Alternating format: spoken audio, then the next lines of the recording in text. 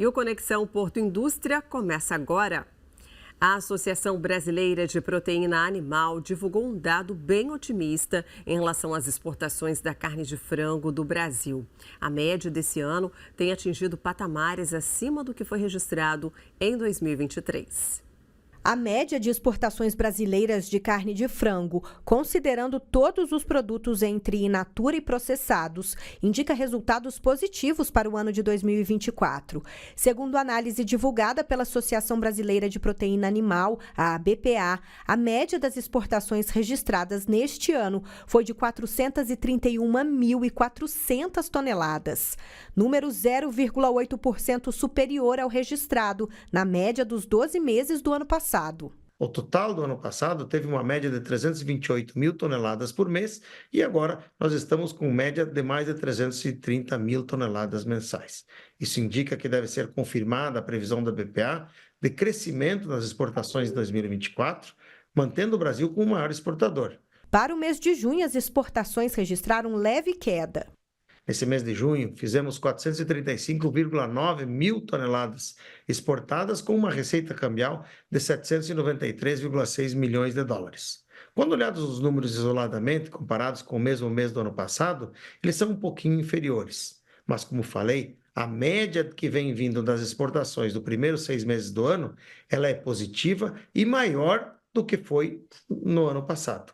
De acordo com o levantamento, a China segue como principal destino das exportações da carne de frango do Brasil. No primeiro semestre, o gigante asiático importou 276.100 toneladas. E os principais destinos foram a China, como maior comprador, embora descendo um pouco na sua compra, ainda são volumes bastante importantes, acima de 270 mil toneladas, seguidas do Emirados Árabes Unidos, do Japão e da Arábia Saudita, e mostrando que o Brasil tem uma capilaridade de mercados que possibilita, às vezes, com variações pequenas, como essa que a gente teve na China, distribuir a sua exportação nos demais de 150 países que nós vendemos, mantendo estabilidade e sustentabilidade nesse negócio de exportação de carne de frango, ajudando e cooperando na segurança alimentar do mundo. No levantamento por estado, o Paraná segue como principal exportador com mais de 1 milhão de toneladas exportadas no primeiro semestre deste ano, número 1,1% menor do que o registrado em 2023. Em seguida estão Santa Catarina com 563.600 toneladas, Rio Grande do Sul com 354.300 toneladas, São Paulo com quase 137 mil toneladas e Goiás com 125.700 toneladas. Tempo seco e temperaturas mais altas que o normal, a previsão é de um inverno atípico, é um desafio aí para os produtores. Vamos conhecer as alternativas para evitar o estresse hídrico nas plantações, como a de cenoura. Sol brilhando, temperaturas mais altas que o esperado, baixa umidade relativa do ar e solo seco. O resultado da equação é o desafio que os produtores vêm enfrentando durante o inverno. Cultivar plantações inteiras nessas condições. Essa secura toda faz a cenoura ficar ainda mais sedenta por água. A cenoura é uma das culturas que mais sofre com essas variações climáticas. Por ter uma cultura que tem uma demanda muito grande de água, então tem determinados períodos do ano, a gente tem, por exemplo, um déficit muito grande por evapotranspiração, que é quando a temperatura aumenta muito. Geralmente os plantios que consistem agora a partir do mês de agosto até novembro, que a temperatura sobe, o período chuvoso ainda não entrou, então a gente tem, vamos supor, temperatura alta e o tempo e o clima muito seco. Então você tem uma exigência muito grande, principalmente do sistema de irrigação, acaba tendo uma demanda maior no volume de água. Para sobreviver com qualidade no período, cada produção tem seus métodos. Nós, então, viajamos cerca de 42 quilômetros para saber quais as estratégias adotadas nessa fazenda, que tem uma plantação de 400 hectares de cenoura e faz o cultivo em todos os meses do ano. A fazenda aqui a gente planta cenoura o ano todo, né? São os 12 meses do ano. Então a gente, assim, para atender a necessidade da fazenda, a demanda do packing house, no caso do lavador, que a gente lava a cenoura o ano todo, então o que a gente faz? A gente tem todo um calendário, onde esse calendário a gente define o ciclo da cultura, né? e o espaço que a gente tem que fazer entre plantios. Segundo a Secretaria de Agricultura, Pecuária e Abastecimento, Uberaba é o segundo município que mais produz cenoura no estado de Minas Gerais. E para continuar sendo referência na produção, aqui na Fazenda Boa Esperança, um dos principais investimentos é na automatização da colheita, que auxilia em todo o processo, já que essa é uma cultura cultivada o ano inteiro e em todas as estações. A gente vai trabalhando com esses aspectos, mecanização, métodos de plantio, tá? Essa questão às vezes até investindo bastante em produtos biológicos, que ajuda também nessa questão até mesmo de seca, já tem alguns trabalhos aí que têm contribuído para isso também.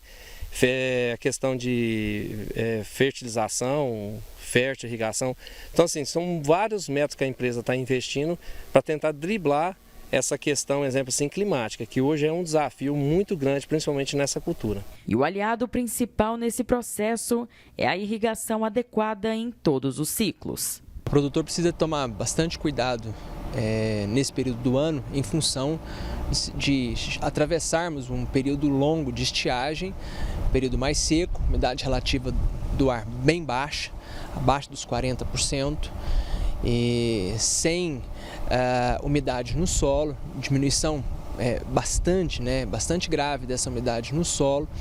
As temperaturas diurnas podem ultrapassar os 30 graus à medida que a gente vai avançando no inverno. E à noite a temperatura cai bastante, então nós temos uma oscilação térmica elevada nesse período. Então a preocupação do produtor nesse momento precisa ser em suprir essas culturas, as hortaliças, com água, e aí ele precisa fazer o uso da irrigação. A redução das chuvas em grande parte do país nesta época do ano acontece devido à persistência de massas de ar seco que ocasionam a diminuição da umidade relativa do ar, o que consequentemente favorece o clima mais seco, com impacto direto aqui, no campo. E é por isso que técnicas diferenciadas devem ser adotadas nesse período. A água é tão importante para essa cultura que mesmo após a colheita ainda é utilizada em larga escala para sair daqui direto para a mesa. Hoje a gente trabalha, por exemplo, assim, na questão, começando aqui do pivô central, toda a irrigação nossa hoje ela é monitorada por aplicativos e estações meteorológicas, que ela vai informar o estágio e a época que a gente tem que jogar menos ou mais água, para a gente não desperdiçar. E depois a gente tem a parte do lavador, que toda a água que a gente usa na lavagem, a gente passa por um processo de decantação, de solo, a gente faz uma asepsia nela e é reutilizado de novo. O planejamento do cultivo também é fundamental. Aqui é realizado em 2 ciclos, para que em nenhum período do ano falte o alimento.